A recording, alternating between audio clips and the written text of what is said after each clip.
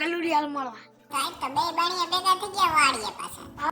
તો સરસ મજાના પીરા ફૂલ ઉઘડી ગયા હતા અને આપણે જાય છીએ બાકુ કાકાની વાડીએ.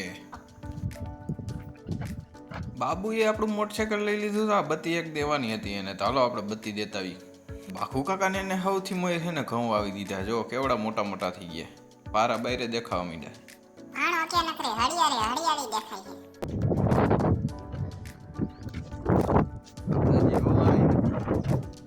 પછી વાગી ગયા 10 ને હું ને ભાણો ખાવા માંડ્યા પોપૈયા. સરસ મજાના મીઠા મીઠા તાજા તાજા પોપૈયા.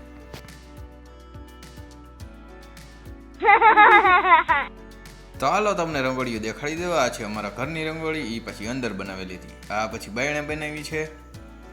તો આ રંગોળી બનાવી છે જાનકુએ, પણ થોડીક વિખાઈ ગઈ છે. આ છે વિઠ્ઠલ કાકાની એની રંગોળી. શીતલ ભાભીએ બનાવી છે આ રંગોળી. અને આ દિવસભાઈ ની ન્યાની રંગોળી છે, એટલે કે સોનુ ભાભીએ બનાવેલી.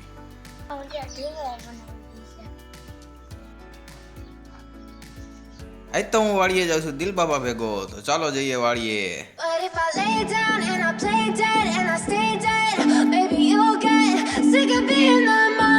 તો દિલ બાબા ભેગો ગયો ને મારા પપ્પા ભેગો પાછો વહી આવ્યો, અને શેરડીના હાટા લઈ જવાના હતા, કારણ કે આજ તુલસી વિવાહ હે.